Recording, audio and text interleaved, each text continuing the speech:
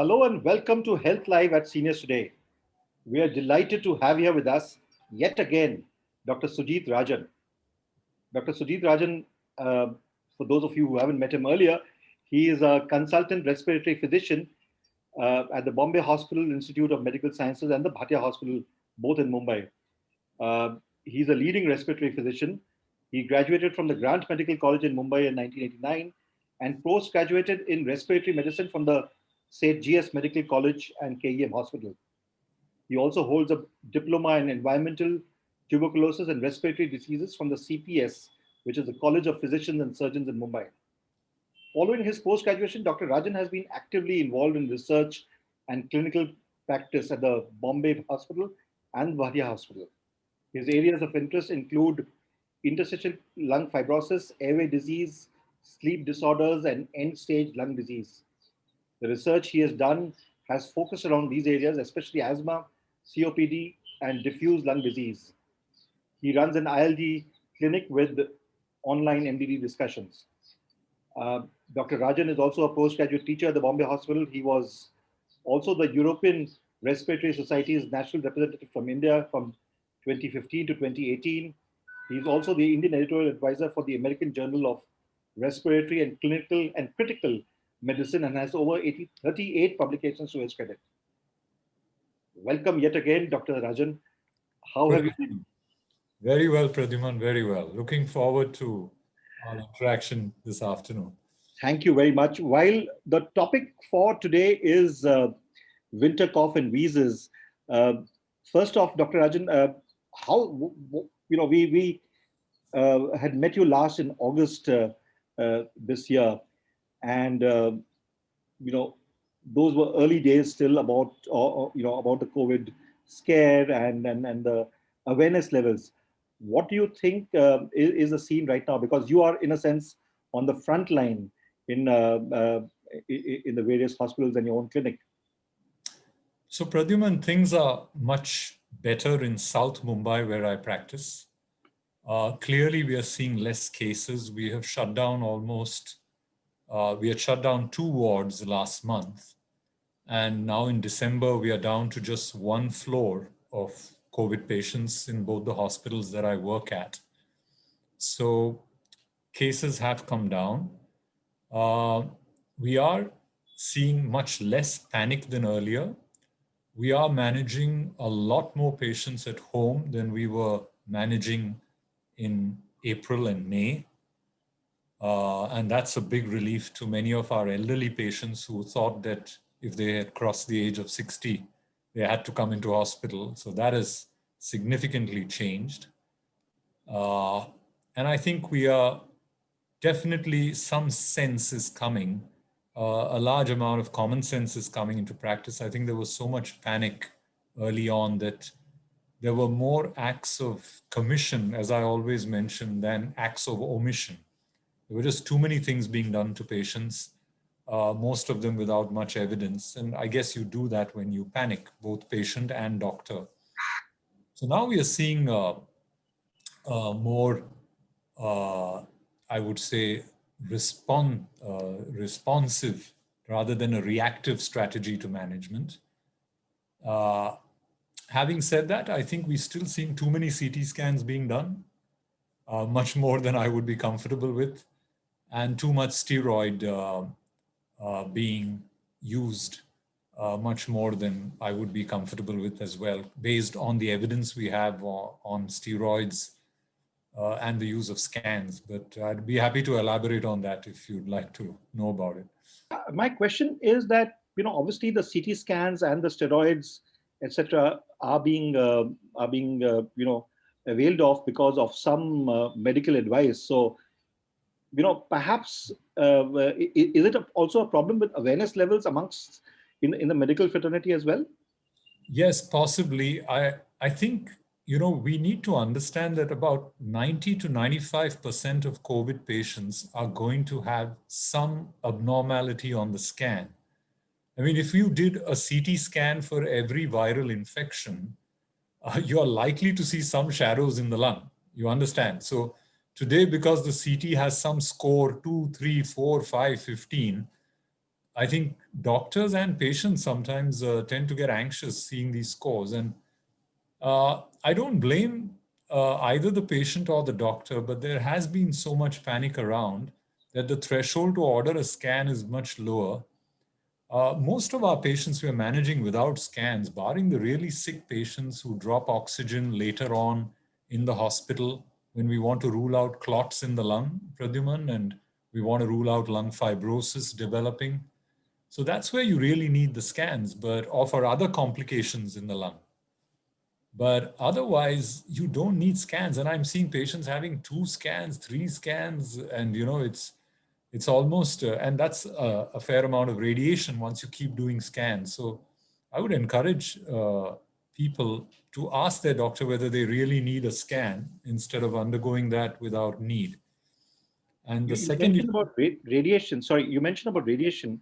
Now, how harmful is it to take a CT scan?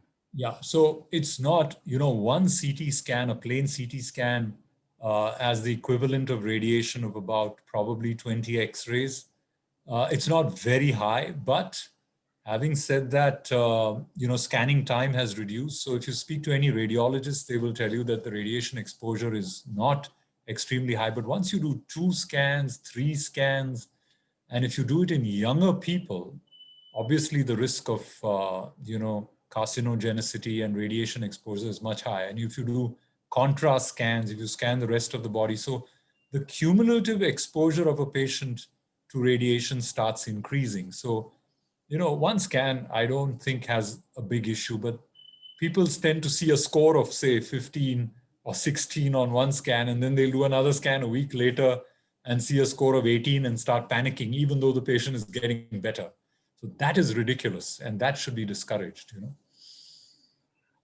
We have a question which has come in from a reader who Right. says that I have uh, bought an oximeter, and how often do I need to change it? Does it lose efficiency over a period of time? Well, most of the oximeters available in the market would probably have, I would imagine, a lifespan of about a year to work effectively. So they are they are made by companies usually out of Taiwan and Korea, uh, and they work pretty well. And I'd say, but after a year, 2 years, they could start getting inaccurate. And when they stop giving readings well, I think it's a good time to change it. And how does one know that it's not working very well? Because Well, it won't give a reading, or the readings will start fluctuating very, very widely. And then you know that there's something wrong. The readings can fluctuate widely if the finger is very cold, and so peripheral circulation is not good. But otherwise, the moment you see varied readings in the same patient, uh, and the light's not coming on properly, the oximeter reading taking too much time to come, that's when you know it's probably time to change the pulse oximeter, or at least first check that the cells are new cells. And if you have changed the cells and it's still having a problem, I would change it. Doc, let's move to the main questions for this evening, which is winter coughs and wheezes. Would you like to make a few broad remarks, and then we can get on the questions? Those of Sure. you who have questions, please put them in the Q&A tab and mention your gender and your age, because that will help doctor to give you a better response. So please put your questions in the Q&A tab here, and in the meantime, Doc, over to you for your opening remarks. So winter coughs and wheezes are always common. I think if I had to make one opening remark, it was the seasonal flu that we usually see from May to August in Mumbai, which is a peak flu season in Mumbai, was almost absent this year. It was just absent. I mean, there was hardly any seasonal flu. And we normally vaccinate our patients in April, our elderly patients with lung disease, especially for the seasonal flu vaccine. And there was almost no flu. And one of the reasons is, of course, people weren't stepping out. Schools were closed, restaurants were shut for the most part of the middle of the year. And I think that was the reason. As we have opened up, Pradyuman, you've seen people stepping out. Many of them, I would have to admit, in Mumbai quite responsibly, but quite a few irresponsibly as well. And then you start having get-togethers, you have proximity, you need just one patient with seasonal flu to transmit it to another. And that is a very common cause of, what we would call common cold, and that can exacerbate asthma if a patient has asthma, and that can cause what we call post-viral bronchitis, and that can cause exacerbations of any lung disease. So anyone who has a chronic lung disease can get worse when they get seasonal flu. And so that's what we are seeing now. We have suddenly start seeing a very slight uptick in hospitalizations or outpatient consults for these. Not a huge number, nowhere close to last year. Let me emphasize that. But I think that's a good sign for our society at large. And this year has special relevance for people who typically are prone to winter coughs and wheezes and the flu because of the COVID scare. So, how much should one be scared of contracting COVID with just one sneeze or whatever else? For instance, I could have met with someone who may have just sneezed. Now, do I need to be careful about that? Do I need to do something after the person has sneezed? No, not at all, Pradyuman. I think, if we are all masked up like we should be when we are with other people, and I make it a point to tell this to anyone when I go to a grocery store or any public space, or when we're with people, to tell people to get their masks up above the nose as well, not just over the mouth. Having said that, if you're going to be face to face with someone without a mask and someone sneezing and coughing, there's always a risk. Having said that, COVID and the seasonal flu are very different in that COVID symptoms, barring the weakness and a little bit of sniffles, has very little similarity with seasonal flu. Seasonal flu is usually the patients start wheezing quite often. They get what we call a post-viral bronchitis.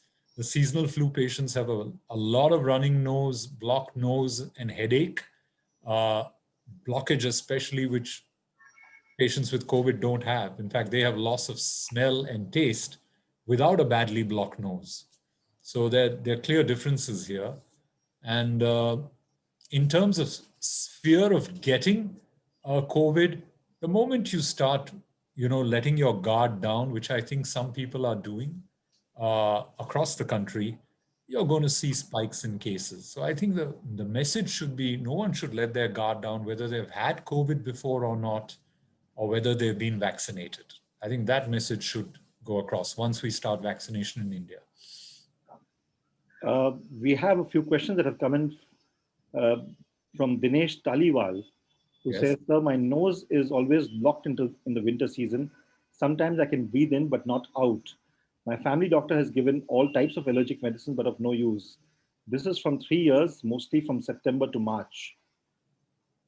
So September to March, if Dinesh lives in one of the parts of India which has a winter, a true winter, like say the north or the central part of the country, in that case, September to March is definitely a season where a lot of allergic rhinitis tends to play up. What is allergic rhinitis? Allergic rhinitis is like the asthma of the nose.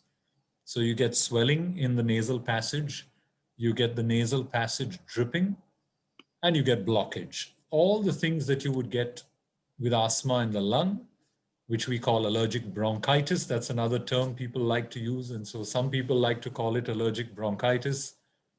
Doctors prefer to call it asthma. And so I don't spend a lot of time on those semantics because finally the patient has to be managed appropriately.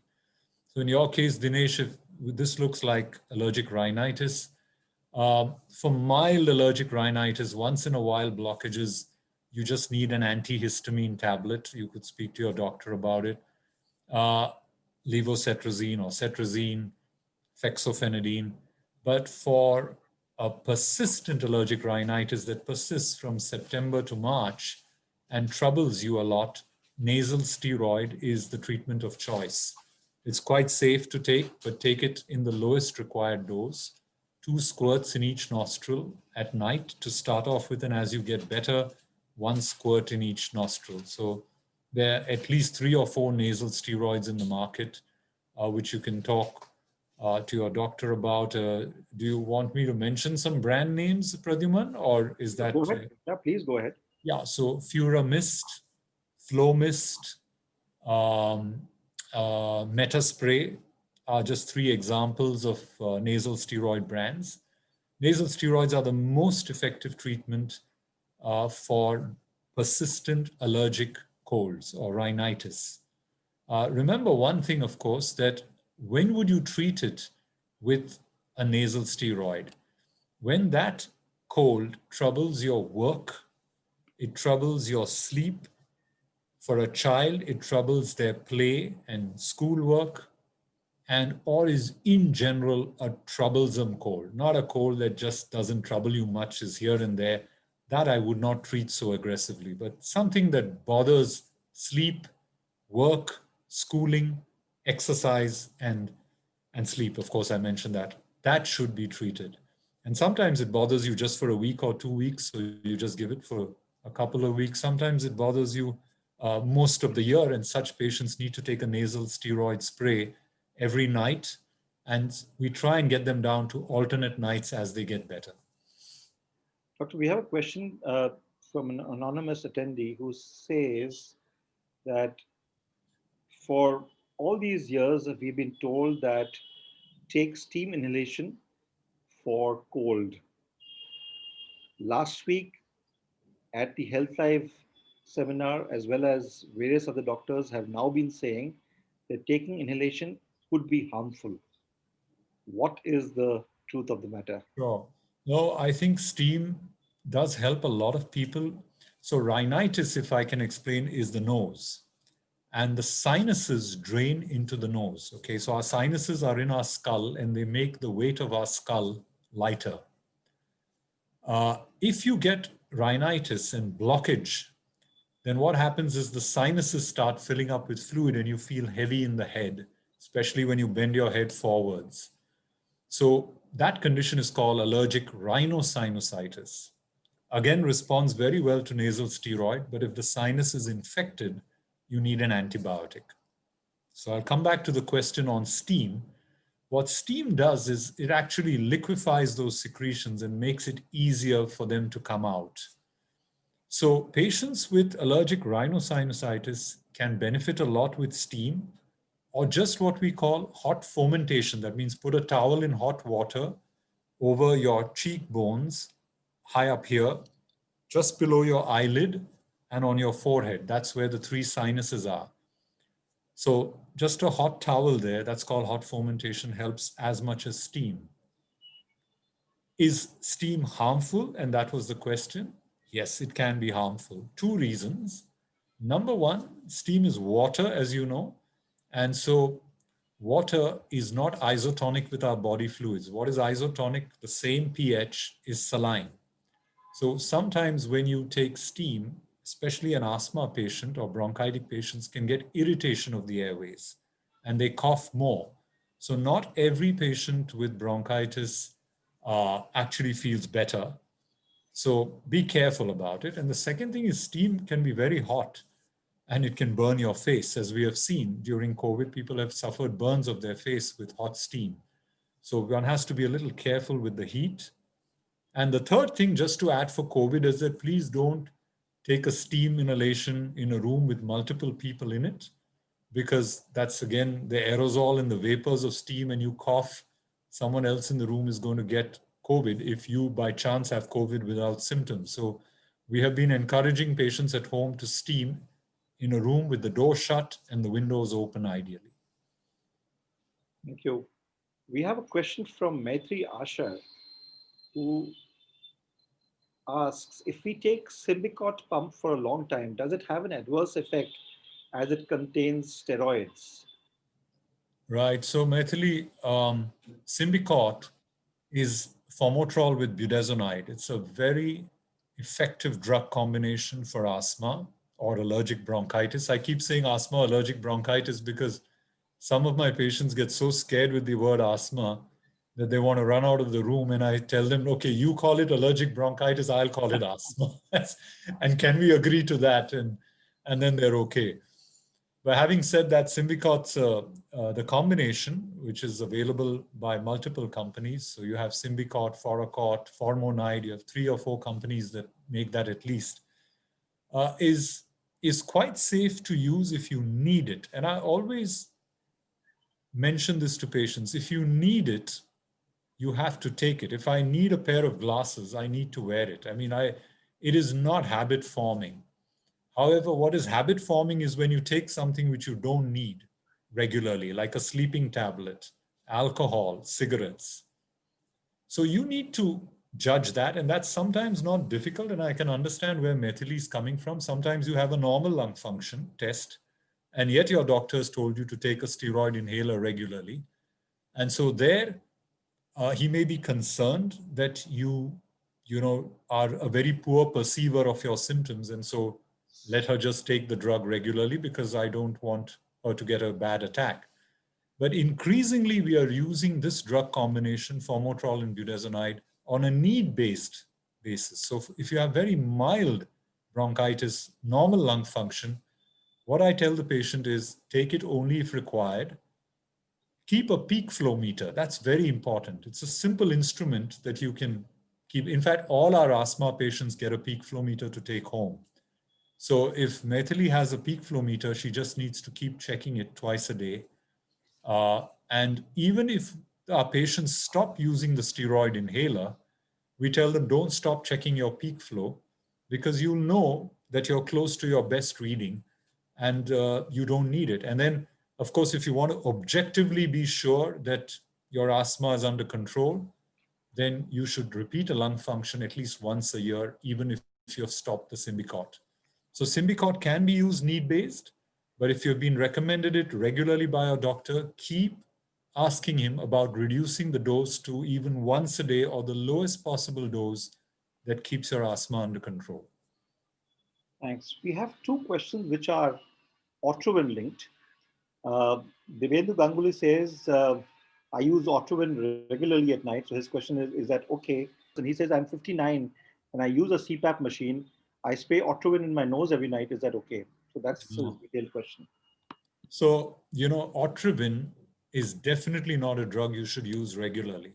Okay, and you should, Mr. Ganguly, meet your ENT surgeon.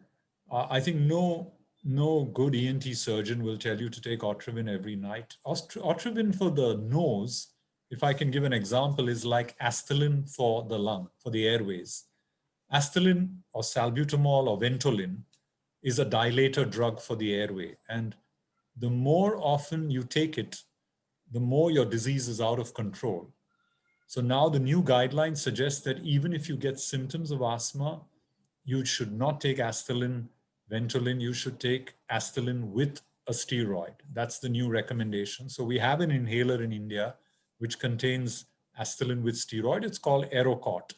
So for all our asthma patients now, the relief inhaler is Aerocort, or for very mild asthma. And the moment it gets persistent, you use something like Methili talked about, Symbicort or Foracort, which you can also use as an SOS. Now, when you come to the nose, as I mentioned, the regular treatment is nasal steroid. And if it gets badly blocked or you get an ear pain on a flight, you're terribly blocked, you may want to use Otrivin for a few days, but not more than that. Regular use of Otrivin means you're not using a nasal steroid regularly. And the harms of Otrivin are really rebound congestion. So the moment you take it, it'll give you relief, phenomenal relief, and then it'll come back with a bang. Otrivin also contains xylometazoline, which is a decongestant, and that can increase your pulse rate and your blood pressure. So you need to keep a watch on that. And so it is really meant for SOS use and not for regular use. But Otrivin is advertised on television and across media. So Well, it's a drug that, is probably, if I'm not mistaken, but I can check, it's even banned by professional athletes. Okay, it's a decongestant drug, like Sinorest. These are drugs, decongestants, which are not allowed if you're an athlete, and they are also harmful. They're also harmful. So I would not take something like Otrivin. I mean, if they're advertised, I think they should be advertised with a rider. They're certainly not super safe drugs. They're not drugs with serious side effects, but regular use is, you're not treating the disease, you're just treating the symptom then. And when you treat symptoms, you should treat it for a short period, especially if you're focused on disease. So disease is treated by the nasal steroid, the symptom by an antihistamine or Otrivin.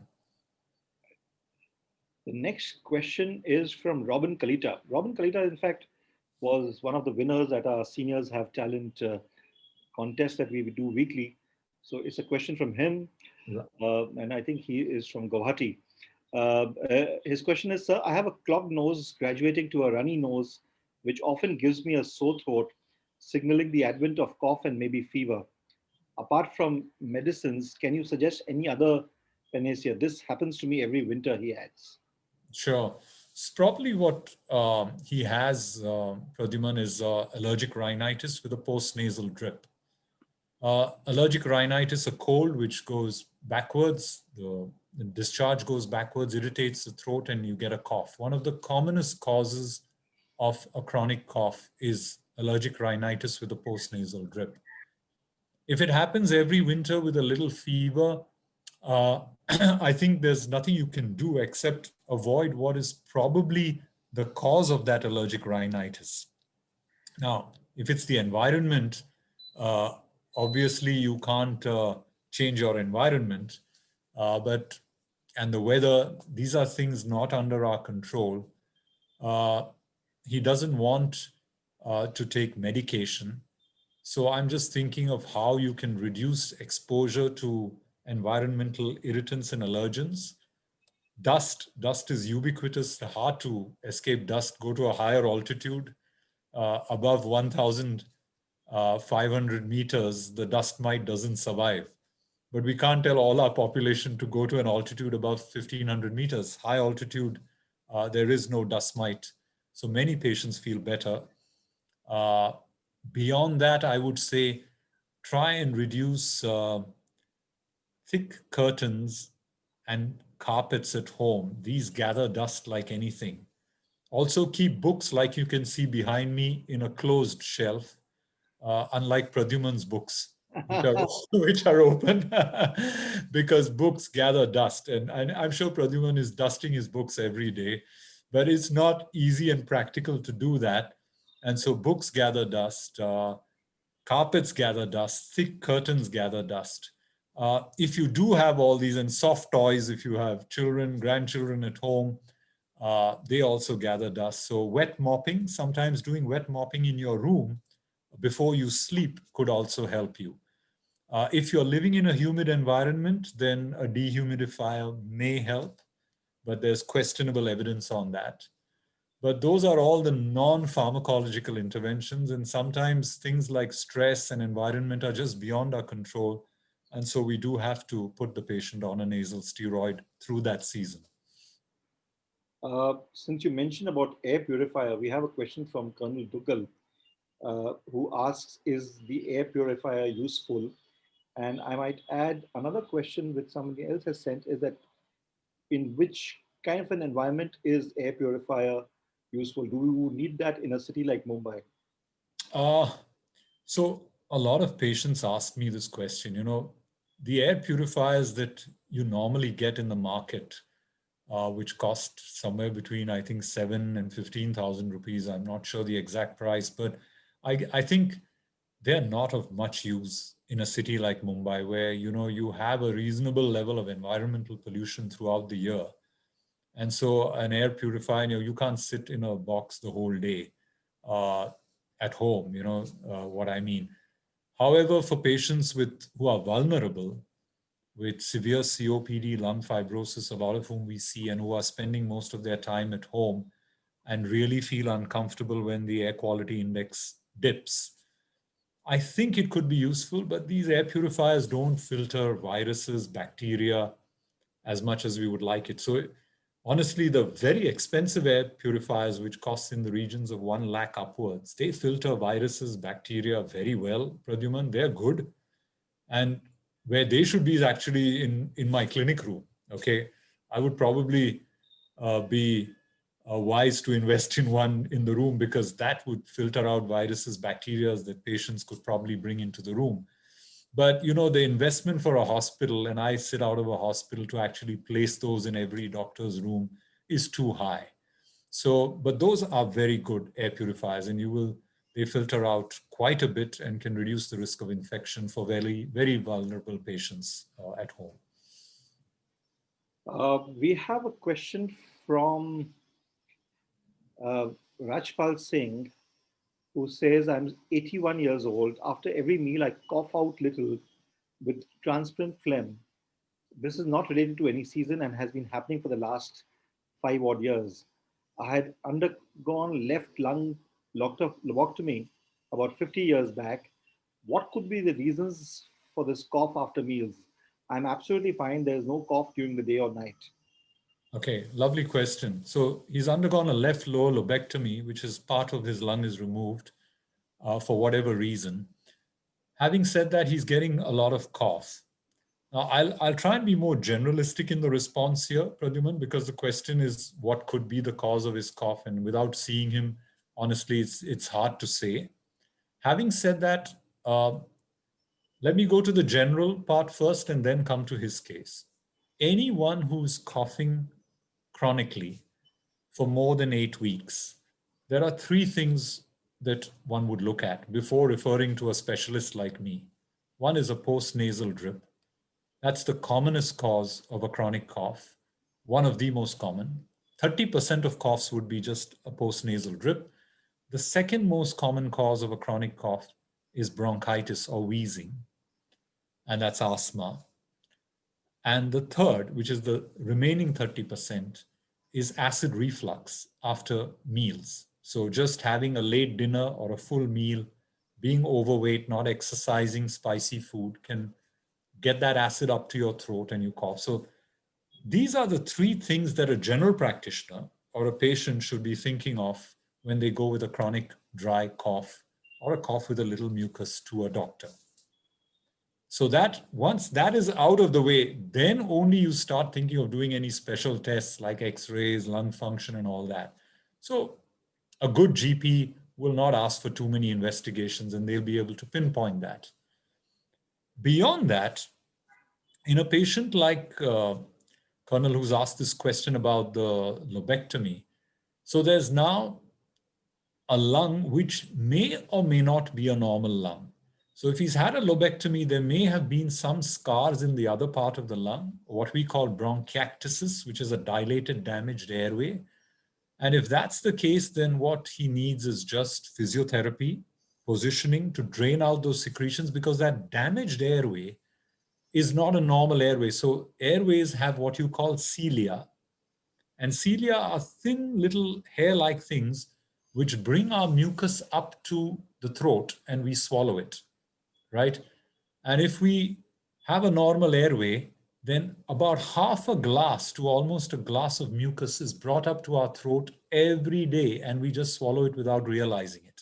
But if the airway is damaged, it will stagnate in the lung and you need physio every morning to bring it out. So that could be one reason of the mucus he's bringing out. The other could be asthma, simple bronchitis, for which an inhaled steroid may help him. And of course, if it's after meals predominantly, just have a lighter meal, have a 3-hour gap between finishing your dinner and lying down, avoid spicy late dinners, coffee, chocolates, especially at night, they increase reflux. And if you have to have a late dinner, take a short 10-minute slow walk after dinner, especially if the dinner is heavy, but not very fast, and keep 1 or 2 pillows when you lie down to sleep. All that can help reflux cough. So it could be any of these. I think just have a discussion with your GP and they'll be able to guide him. Right, thank you. We have a question from Niranjan Agarwal, who says, I'm having cold for the last few days. My family doctor has prescribed Cinerest tablet for 5 days, twice a week. The cold is not there now in the body, but the problem is whenever I get khasi, there's cough along with the khasi. Which medicine do you recommend for further treatment? So Cinerest is a decongestant, again, not something to be used regularly, a few days at the most. But if he's getting cough with a lot of I'm assuming he's saying he's getting a lot of sputum. Am I right? When he Perhaps, says yes, cough? Yeah. perhaps, yes. So when you're getting a productive cough with sputum, that's mucus, right? That mucus can be coming from your nose or from your airways lower down. If it's from the nose, it's allergic rhinitis. If it's from the airways down, it's bronchitis. What is the cause of the bronchitis? If he's a smoker, it's called chronic bronchitis, which will need smoking cessation and an inhaler. And if it's allergic bronchitis and he gets a lot of mucus, please get a simple lung function test done. And you may just benefit so well with a steroid inhaler. And this, I have to emphasize that the steroid inhaler is the mainstay of treatment of allergic bronchitis. Every patient who has a persistent allergic bronchitis will do exceedingly well with a steroid inhaler. Bring the dose down to the lowest dose. And if your lung function is normal, which the test is called spirometry, you may need it just need-based. But if it's abnormal, you may need to take it regularly and you will be rid of your cough. To add here, the commonest cause of a chronic cough in a child is asthma, the commonest cause. And children get antibiotics, they get cough syrups, they get so many things when a simple inhaler could sort their cough out. But parents are so worried, Pradyuman, to give their child an inhaler because the perception among parents is that an inhaler is strong medicine. Unfortunately, that perception is wrong because inhalers contain 20 times less dose than a tablet. They have therefore 20 times less side effects than a tablet. They reach the area of disease much faster. Yet some parents want tablets. So I ask them, you still want a tablet? And then they understand that it's safer to give an inhaler for this productive cough or this chronic cough in a child. Even if you have to give a trial of treatment, I would recommend an inhaler rather than a syrup. We have a question from an anonymous attendee who asks, Doctor, you advised um, inhalers which have steroids.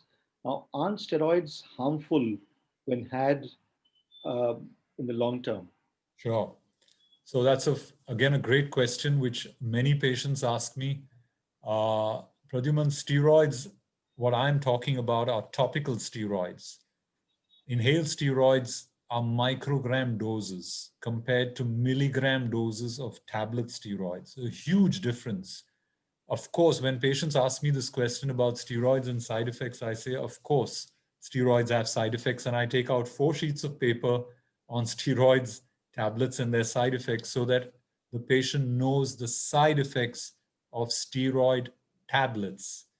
Because of steroid tablets and their side effects, steroid inhalers and steroid nasal sprays have got a bad name. And that's very, very unfortunate. Steroid inhalers, let me clarify to the viewing audience, can be given to small children as small as 1 or 2 years of age. They can be given safely to pregnant women throughout 9 months of pregnancy, and they can be given to professional athletes. So just to give you an example, 15% of Olympic athletes at the last Olympics were on a steroid inhaler. So if you want to perform at your best, you need to control your asthma well. It just tells you how common asthma is and how safe these drugs are. There aren't many drugs actually available in the market, Pradyuman, that are as safe as inhaled steroid. So steroid inhaler safety is absolutely clear to me and to most respiratory physicians across the country. The question is really, do you need it or not? And that's what you need to discuss with your doctor. A lot of asthma, many asthma patients need it. And I would always discuss with the doctor to bring down the dose once you're controlled so that you don't take a drug if it's not necessary. Doctor, a couple of inhaler related questions once again. Ashok Grover asks, how far Is taking steam mixed with drugs like Vicks, does that help better than plain steam? And there's a question from Nalini Modi who says, I'm currently using Tioa inhaler and Budicort inhaler regularly, but that's causing cough. I'm using this regularly. Should I be worried? And uh, the age of Nalini Modi is 83. So Vicks is basically, menthol. And, I don't think there's any harm in giving that. It's soothing. The smell is soothing to many patients. So there's no harm in giving it. It's as good as steam, really. There's no big difference between steam and steam with menthol. If you like it with the menthol, go ahead. As far as inhalers, and Nalini is on Tioga and Budicort. So that's one is a dilator and one is on an inhaled steroid.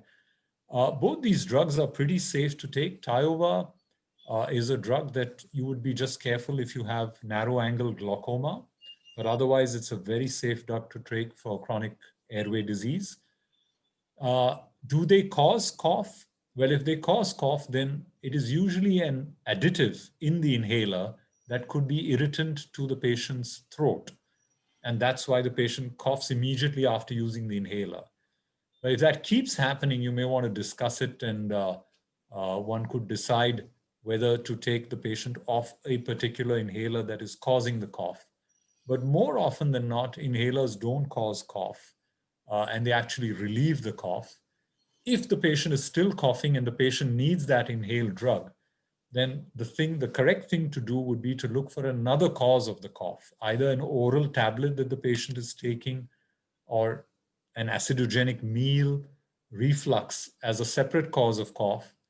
And maybe if the cough is really bothersome and associated with a little weight loss, get an X-ray done, because you may have to look beyond the airway then into the structure of the lung, and you may need further investigation. Doctor, we have a question from another anonymous attendee who asks, what is the best thing to apply when you have a cold and you're sniffling? Is it something like Vicks? Is it Axe oil? Is it a balm? What would you recommend one does for relief? A mild cold, Pradyuman, you may not need to do anything. You can apply a Vicks balm. You can do all that. I keep coming to the word troublesome. How troublesome is the cold? Okay, and if the cold is bothering your work, it's bothering your sleep, and you cannot function because of it, you will need to take some antihistamine at least for relief for a couple of days. Antihistamines make you sleepy.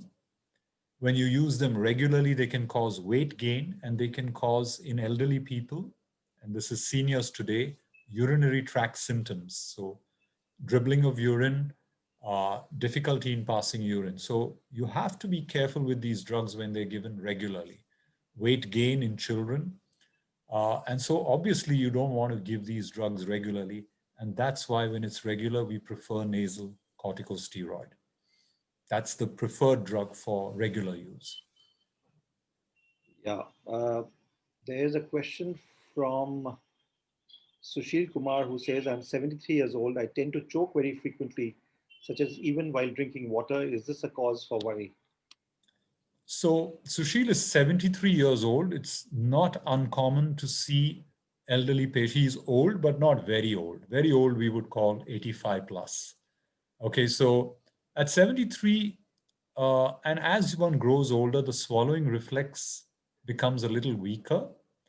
And so, Pradyuman, we would always think of a weak swallowing reflex. And the simple thing to do there sometimes is whenever you swallow, keep your head slightly tilted downwards and never upwards, and preferably not straight at level. So a little downwards. So put the food in your mouth or drink water with the head slightly tilted downwards. It could reduce the choking. There are some pharyngeal muscle exercises that a physiotherapist could teach him. And of course, if the choking is pretty bad and you tend to aspirate the water into your lungs, then you may need to meet someone to guide you better. But again, simple rules are these: swallow with the head a little face downwards and eat slowly. That's a ground rule. never eat in a hurry. Thank you. We have a question from Anand K. He says his wife is on Budicort 200, two puffs twice a day using spacer. She suddenly starts coughing and severe dry cough. Then she has to take Levolin 50 mgs, two puffs. Even when she laughs, she starts coughing. Secondly, with salbutamol, she develops severe tachycardia. In that case, levosalbutamol 50 mg, is that good? Or is there any other alternate? Could you please tell us what to do? So Buricort 200, two puffs twice a day, she probably has a moderate asthma if that's what's been prescribed to her.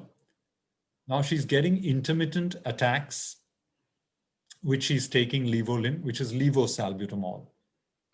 Probably got a little less side effects than Astelin, so safer. But as I mentioned earlier in this session, that we don't use Astelin and Levolin as much as we used to earlier.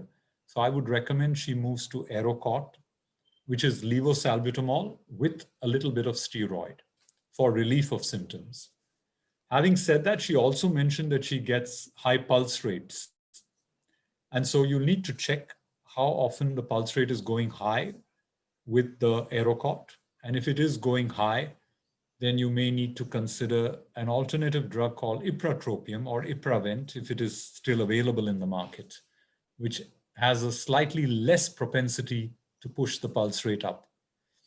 But I would find it a little unusual that with levosalbutamol, which is present in Aerocort, that the pulse rate should go very high. If it's really going very high, you may need to investigate that. It's very rare for inhaled drugs to cause high pulse rates like that, unless you're overusing it.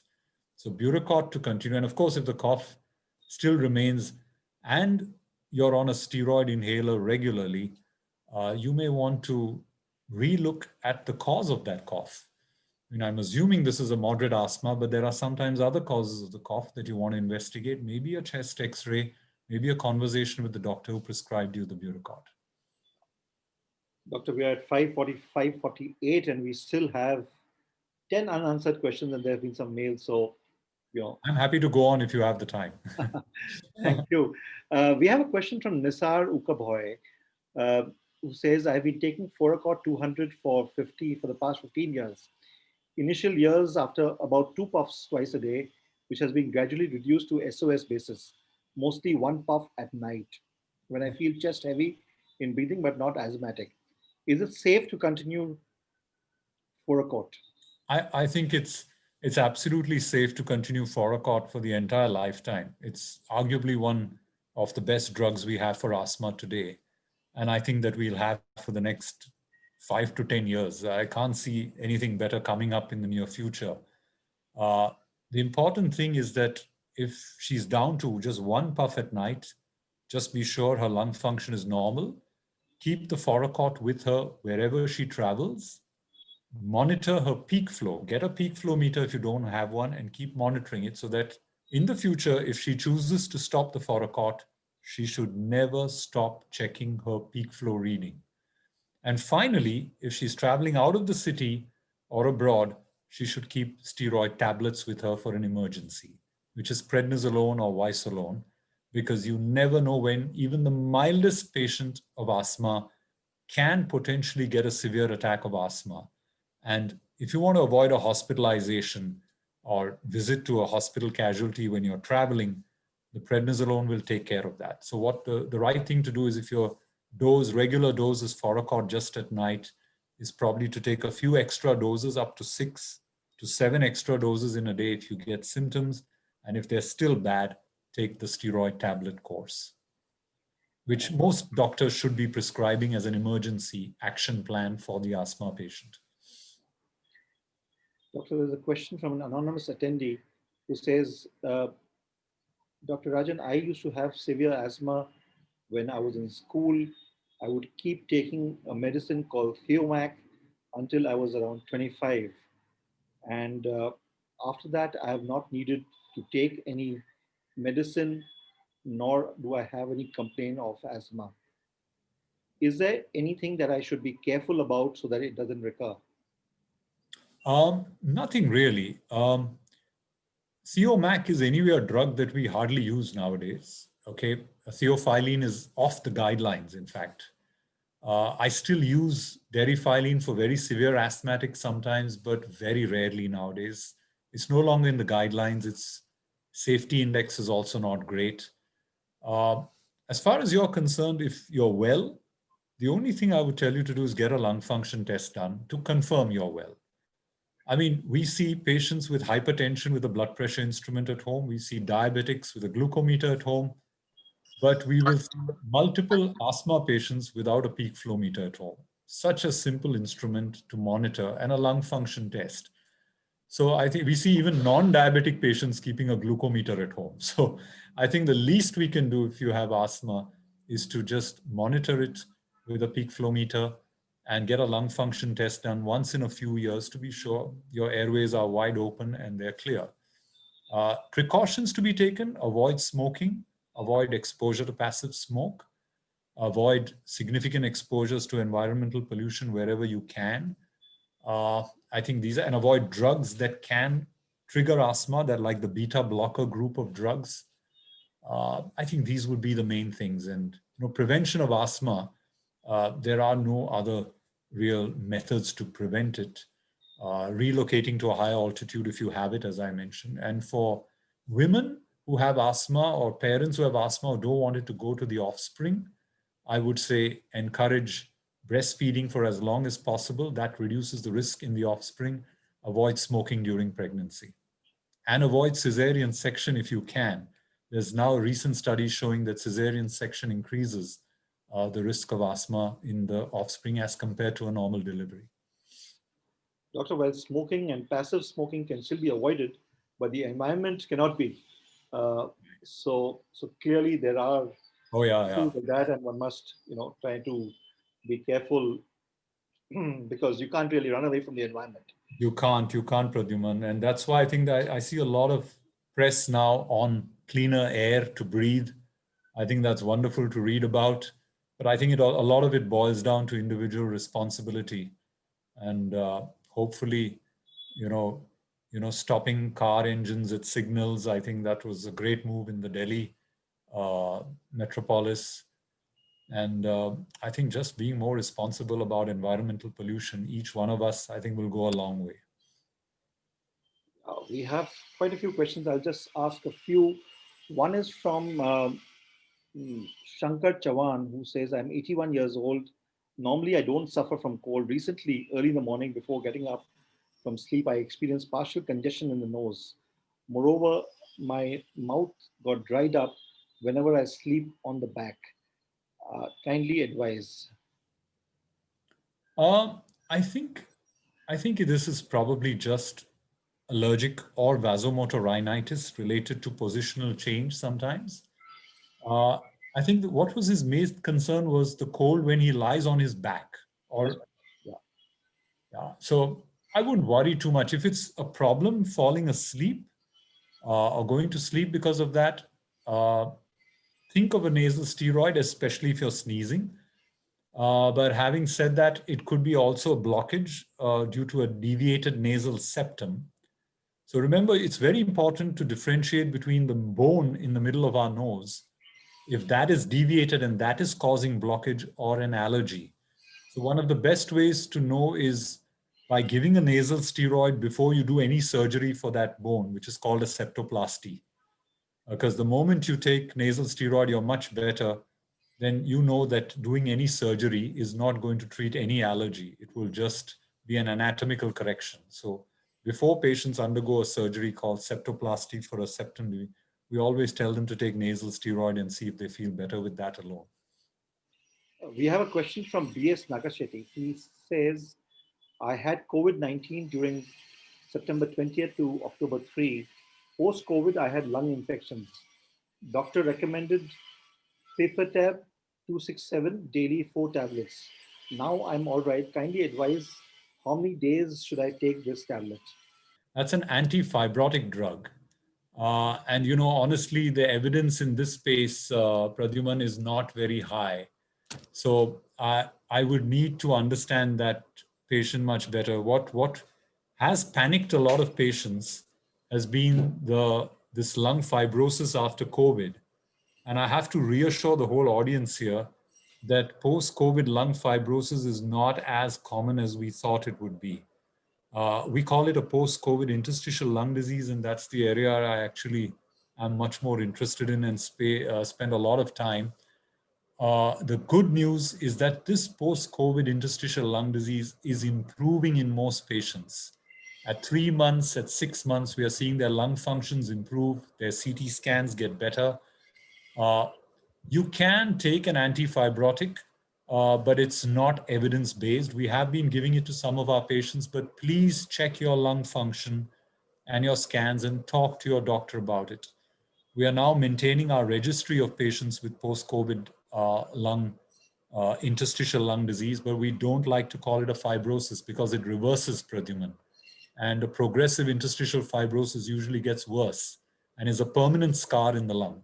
This is not, and there were some articles in the newspaper calling this a tsunami after an earthquake. And, there was a lot of panic amongst our patients that everyone with COVID will get lung fibrosis. Not at all. From experience with SARS and MERS, we know that these patients get better, and sometimes even at 2 years. So it's just a matter of time, rest assured. Taking pirfenidone, which is what is the drug in this tablet the patient is taking, could help. And we have given it to some patients, but the earlier you started, the better. The later you started, I'm not sure if it really would have benefit. Thank you. We have a question from Dr. Preeti Bhargav, Yes. Who asks, as preventive for allergic bronchitis, does one use plain steroid inhaler or a combination of steroid with a bronchodilator? That's a good question. I think most patients will just need a plain steroid inhaler, but they'll end up getting prescribed a bronchodilator as well. I think because the bronchodilator gives this relief, and so the patient feels excellent, and the patient keeps landing up taking the drug. That is 2 drugs, so instead of 1 drug. The important thing there to realize is that if you're doing very well on a combination inhaler, I would suggest a step down. Remove the bronchodilator, continue only the steroid, plain steroid inhaler. But check with your doctor on this. And I would say don't unnecessarily take a bronchodilator because it pushes up your pulse rate a bit. So why take it? And you may just need the steroid inhaler. And then gradually go to the lowest dose of the steroid inhaler. And you have some excellent plain steroid inhalers now. One of them is Budacort alone, which we talked about earlier, and the other is Cyclohale, which is one of the safest inhaled steroids available in the world today, cyclesonide. In fact, it even has an antiviral effect, so we've been using it in some patients of COVID as well. Doctor, there's a question from an anonymous attendee who says, just as one keeps an antihistamine at home as a precaution, should one also keep an inhaler at home as a precaution? It's such a common illness, Pradyuman, and it's an interesting way to ask that question, but I think it's not a bad idea to keep Astelin or Aerocort at home because bronchitis is so common. 1 in 6 children in Australia and New Zealand has asthma. It's that common, 1 in 6. In India, studies suggest that the incidence of childhood asthma among children is somewhere in the regions of 10 to 20%. I mean, when you're looking at that high an incidence, I don't think I would rather keep an inhaler at home than a cough syrup, honestly. Because if a pediatrician has to, and I always tell this to pediatricians because we'll end up seeing a lot of children. I say, if you make a mistake on the side of giving a child antibiotics, antihistamines, make a mistake on the side of giving an inhaler or steroid rather than that, because that will immediately tell you what the diagnosis is. And antibiotics in children, I mean, children don't get recurrent bacterial infections. And so most of them don't need the antibiotics that they get, is my opinion. Doctor, we are at 6 p.m. We've been through this for an hour almost, and we still have questions coming in. But I want to ask you 3 more questions. One is from a doctor, Dr. Shivani Vakilwala from Mumbai, who says her grandmother is 85 years old, who has cold and cough since the past few months and feels breathless due to congestion only during the night. She feels better after putting Otrivin in the night, but as you said, regular use would be harmful. So what else could be used as its substitute? So Otrivin, this nasal blockage should not cause breathlessness. It's just the sensation of breathlessness. It's not serious breathlessness. Because if your nose is blocked, your mouth will just open, Pradyuman, and you can breathe, right? But if she has breathlessness, even with her mouth open, that's something to then focus on the lung. The lung, the heart, or the hemoglobin. As I always say, when you're breathless, you should be thinking about what could be wrong in the lung. Could it be cardiac in an elderly patient? And could it be just a very low iron level, anemia, which is very common in India? So these three things I would focus on. Definitely avoid Otrivin, regular use in an elderly patient. Nasal steroid would be preferred. Uh, Doctor, last two questions. One is, are Ayurvedic medicines useful in lung diseases? I'm sure they would be. You know, I'm not an Ayurvedic physician. I practice allopathy, but I have a tremendous respect for Ayurveda. I would consult your Ayurvedic doctor about it. Having said that, both Ayurvedic and homeopathic medicines have side effects, just like allopathic medication. So have a good conversation with your doctor about the possible side effects of Ayurvedic or homeopathic medication so that you're clear on what you're in for. No medication has an effect without a potential side effect. So one has to be careful. Some Ayurvedic preparations contain heavy metals and are toxic to the kidneys. So just please speak to your doctor about that, Ayurvedic doctor. But doctor, the fact of the matter is that most Ayurvedic medicines are perhaps home remedies, or you've heard of some medicine that comes in. Unlike, say, allopathic medicines, you can search on the internet and figure what the side effects are. That's not so easy with Ayurvedic drugs. I agree. I agree. It is a challenge, but there are some very good Ayurvedic physicians in our country, especially down south. I would always encourage a conversation. And honestly, that doesn't happen that often, Pradyuman, between doctor and patient. If I see one thing and I get second opinions from quite a few parts of the country, it's been quite something during COVID, you know, because suddenly you become more accessible through the web. And when we have these conversations and I ask them, sometimes they've met very competent doctors, but they've had no time to talk to their doctor, you know, and that's sad. So I think there's one message I would like to leave a lot of people with is that please ask your doctor the right questions. And if you don't get time from your doctor to get those questions answered, change your physician. That's the only thing I can advise, because it's a physician's job to answer a patient's questions to the best capacity he can and give them adequate time. I think we as physicians make more mistakes when we spend less time with our patients. And it's very important to explain to patients in a language that they understand and as simply as you can put it across. And so if I have to actually analyze my practice every day, I think at least half the patients I see can be seen by a good general practitioner. And I remember once talking to a neurology colleague of mine who analyzed his practice for the year and figured out that 90% of the patients he saw could have been seen by a general practitioner. So I would rather spend more time with the patients who really need my expertise than seeing simple issues. And that's why I really enjoy being on your program, because we can spread simple messages across to a wider audience. And I think that's how medicine is going to be. There's going to be a lot of online consulting happening. And it's made the world, I think, COVID, a much more level playing field, in that anywhere across the world, people could get access to specialist care through the web. The only difference I feel would be communication, how we communicate that to our patients. Right. And the problem is that there is a fair amount of disinformation which exists. And you spoke about general physicians, doc, but Yes. the fact of the matter is that these days you don't really, the number of general practitioners has decreased considerably, and Yeah. especially in cities like Mumbai, Yeah. where you had a GP earlier in at every street corner virtually, and Sure. that doesn't exist any longer. And that's a serious issue, Pradyuman. And I discussed this with a GP colleague of mine. And I think he pinpointed it to the cost of real estate in Mumbai. Right. When I was, so, doctors don't want to become primary care physicians, but I think the value of a primary care physician has really gone up today, in that patients have realized that to have a good general practitioner will prevent them from getting into the hospital and help them with managing their lifestyles better and their health. And so if I had to tell a bright medical graduate today what he had to do, my first choice would be to tell him to become a good general practitioner, because the scope of work is tremendous. You can do so much good service, but don't be in this rat race to see numbers and numbers of patients. That is where many people think success in life is seeing a lot of patients.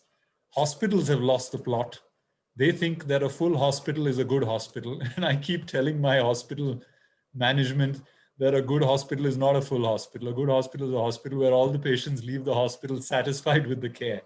And unfortunately, we want to now get a study done as to how many patients leave the hospital satisfied. That will make our management think maybe.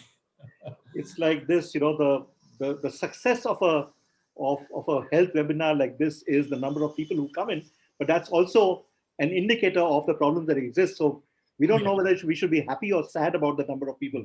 We've had around 90 odd people who have been there through this last 1 hour, and that just speaks about, of course, the love and respect they have for you, but also the fact that we've answered 21 questions here, and another dozen which have not been answered.